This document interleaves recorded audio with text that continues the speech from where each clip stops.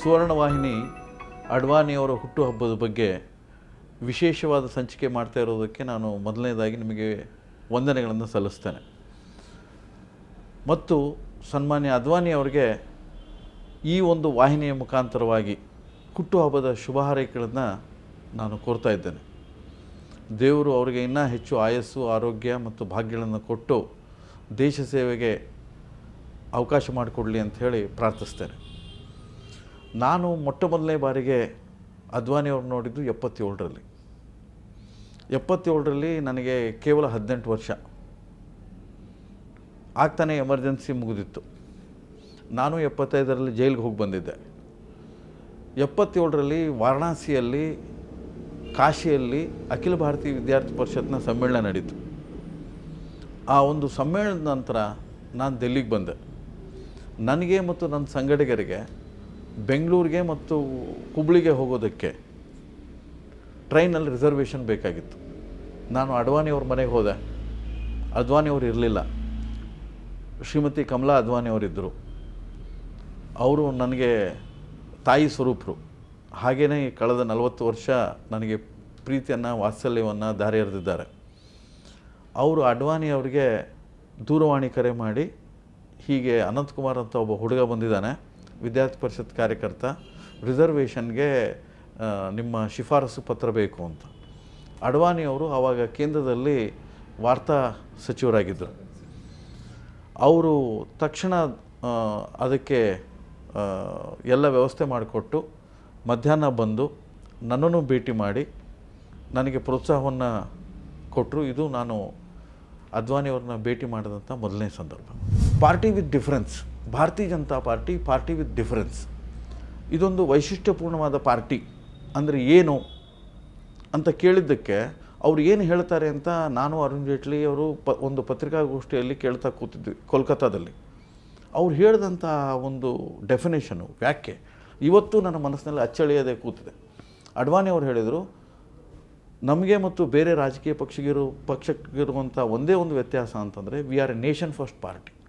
ನಮಗೆ ದೇಶ ಮೊದಲು, ಪಾರ್ಟಿ ನಂತರ, ವ್ಯಕ್ತಿ ಕೊನೆಗೆ. ಆ ದೇಶ ಮೊದಲು, ರಾಷ್ಟ್ರ ಮೊದಲು ಅನ್ನುವಂಥ ಆ ಮಾತನ್ನು ಅವರು ಎಷ್ಟೊಂದು ಇನ್ಸ್ಪೈರಿಂಗ್ ಆಗಿ ಹೇಳ್ತಾ ಇದ್ದರು ಅಂತಂದರೆ ಅದು ಇಡೀ ದೇಶವನ್ನೇ ಗೆದ್ದುಬಿಟ್ಟಿತ್ತು. ಮತ್ತು ಅವರ ಎತ್ತರದ ವ್ಯಕ್ತಿತ್ವ, ಆ ಒಂದು ಕಾಂತಿಪೂರ್ಣವಾದಂಥ ವ್ಯಕ್ತಿತ್ವ, ಸ್ವಚ್ಛನೆಯ ಶ್ವೇತ ವಸ್ತ್ರಧಾರಣೆ, ಅದರ ಮೇಲೆ ಒಂದೇ ಒಂದು ಚುಕ್ಕೆನೂ ಕೂಡ ಇಲ್ಲ, ಆ ನೇರ ನಡೆ ನುಡಿ.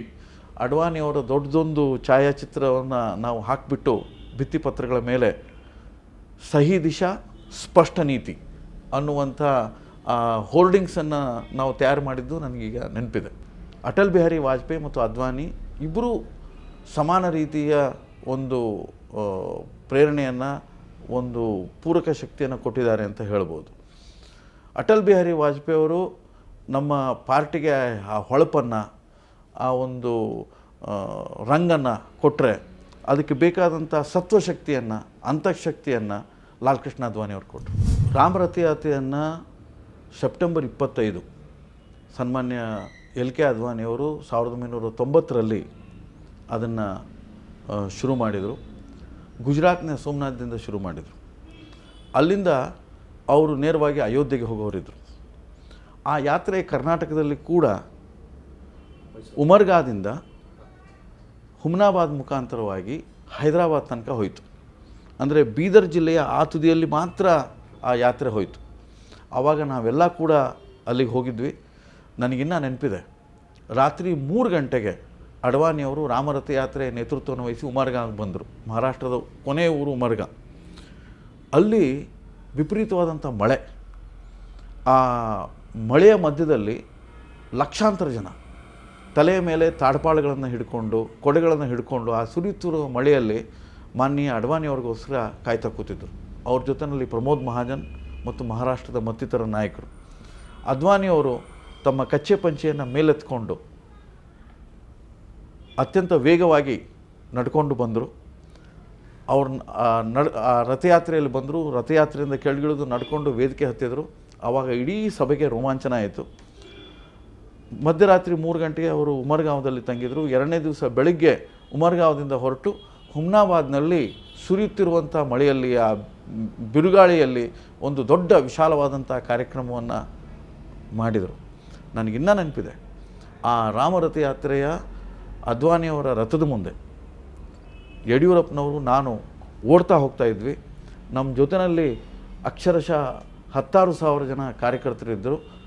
ನಾವು ಓಡ್ತಾನೆ ಕಿಲೋಮೀಟ್ರ್ ಗಟ್ಟಲೆ ನಾವು ಕ್ರಮಿಸಿದ್ವಿ. ಆಮೇಲೆ ಆ ಯಾತ್ರೆ ಹುಮ್ನಾಬಾದ್ನಿಂದ ಹೈದರಾಬಾದ್ ತನಕ ಹೋಯಿತು. ಹೈದರಾಬಾದ್ ತನಕ ಅವ್ರನ್ನ ಬಿಟ್ಟು ನಾವು ಬಂದ್ವಿ. ಇಡೀ ಕರ್ನಾಟಕವನ್ನು ರೋಮಾಂಚನಗೊಳಿಸಿದಂಥ ಭಾಗ ಉಮರ್ಗಾ, ಹುಮ್ನಾಬಾದ್ ಮತ್ತು ಹೈದರಾಬಾದ್ವರೆಗಿನ ಯಾತ್ರೆ. ಅದೇ ರೀತಿ ಆ ಯಾತ್ರೆ ಅವ್ರದ್ದು ಮುಂದುವರಿಯಿತು. ಅಡ್ವಾಣಿಯವರ 6 ಯಾತ್ರೆಗಳಲ್ಲಿ ಪಾಲ್ಗೊಂಡಂಥ ಒಂದು ಅಪೂರ್ವವಾದಂಥ ಸೌಭಾಗ್ಯ ನನ್ನದು. ಅದರಲ್ಲೂ ವಿಶೇಷವಾಗಿ ಮೊನ್ನೆ ಅವರು ಹೋದ ವರ್ಷ ಮಾಡಿದಂಥ ಜನಚೇತನ ಯಾತ್ರೆ, ಆ ಜನಚೇತನ ಯಾತ್ರೆಯನ್ನು ಅಕ್ಟೋಬರ್ 11ನೇ ತಾರೀಕು ಲೋಕನಾಯಕ್ ಜಯಪ್ರಕಾಶ್ ನಾರಾಯಣರ ಶತಾಬ್ದಿಯಾರದಿಂದ, ಅವರ ಹುಟ್ಟಿದ ಊರು ಪಾಟ್ನಾದಲ್ಲಿ, ಅಲ್ಲಿಂದ ಶುರು ಮಾಡಿ ನವೆಂಬರ್ 20ಕ್ಕೆ ದಿಲ್ಲಿಗೆ ಕೊನೆಗೊಳಿಸಿದರು. ಅದರ ಮುಖ್ಯ ಸಂಚಾಲಕನಾಗಿ ನಾನು ಕೆಲಸ ಮಾಡಿದೆ. ಅದರ ಹಿಂದಿನ ಯಾತ್ರೆ ಭಾರತ್ ಸುರಕ್ಷಾ ಯಾತ್ರೆ, ಆ ಭಾರತ್ ಸುರಕ್ಷಾ ಯಾತ್ರೆಯ ಸಂಯೋಜಕನಾಗಿ ಕೂಡ ನಾನು ಕೆಲಸ ಮಾಡಿದ್ದೆ. ಅದರ ಹಿಂದೆ ಭಾರತ ಯುದ್ಧ ಯಾತ್ರೆಯಲ್ಲಿ, ಅದರ ಹಿಂದಿನ ಸ್ವರ್ಣ ಜಯಂತಿ ರಥಯಾತ್ರೆಯಲ್ಲಿ, ಜನಾದೇಶ ಯಾತ್ರೆಯಲ್ಲಿ, ಪ್ರತಿಯೊಂದು ಯಾತ್ರೆಯಲ್ಲಿ ಪಾಲ್ಗೊಳ್ಳುವಂಥ, ಅದರ ಬೇರೆ ಬೇರೆ ಭಾಗಗಳ ಹೊಣೆಗಾರಿಕೆಯನ್ನು ವಹಿಸಿಕೊಳ್ಳುವಂಥ ಒಂದು ಅಪೂರ್ವ ಸೌಭಾಗ್ಯ ನಂದಾಗಿತ್ತು. ಒಂದೇ ಮಾತಿನಲ್ಲಿ ಹೇಳಬೇಕು ಅಂತಂದರೆ, ತಮ್ಮ ಯಾತ್ರೆಗಳ ಮುಖಾಂತರ, ಹೊಸ ವಿಚಾರಗಳ ಮುಖಾಂತರ ಇವತ್ತು ಸೆಕ್ಯುಲರಿಸಮ್, ಸೂಡೋ ಸೆಕ್ಯುಲರಿಸಮ್, ಜಾತ್ಯತೀತತೆ ಮತ್ತು ಡೋಂಗಿ ಜಾತ್ಯತೀತತೆ, ಕಲ್ಚರಲ್ ನ್ಯಾಷನಲಿಸಮ್, ಸಾಂಸ್ಕೃತಿಕ ರಾಷ್ಟ್ರವಾದ, ಸುರಾಜ್, ಸುಶಾಸನ್, ಈ ಎಲ್ಲ ಸಂಗತಿಗಳನ್ನು ದೇಶದ ರಾಜಕೀಯ ಶಬ್ದಕೋಶಕ್ಕೆ ಕೊಟ್ಟಂಥ ಮಹಾಪುರುಷರು ಸನ್ಮಾನ್ಯ ಲಾಲ್ ಕೃಷ್ಣ ಅದ್ವಾನಿ.